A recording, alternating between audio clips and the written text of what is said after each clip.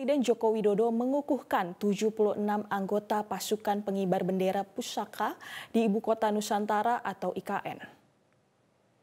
Aku bertumpah darah satu.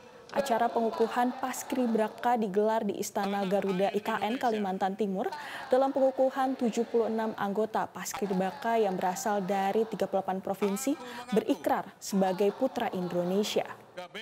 Usai mengucapkan ikrar, seluruh anggota Paskibraka mencium sang merah putih, di mana Presiden Jokowi sebagai pembina kemudian menyematkan lencana kepada secara simbolis kepada Paskibraka asal Sumatera Utara, Violeta Agrika Sinaturi.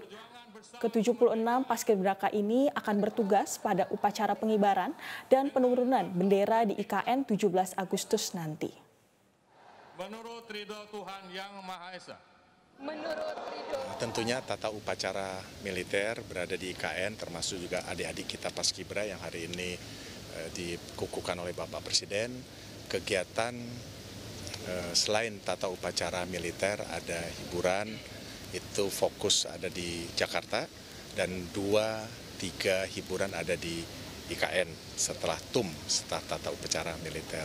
Dan ada flypass, dan ada juga nanti memberikan hiburan atau memberikan tambahan kegiatan dari TNI Polri yang nanti kita lihat di tanggal 17. Jelajahi cara baru mendapatkan informasi. Download Metro TV Extend sekarang.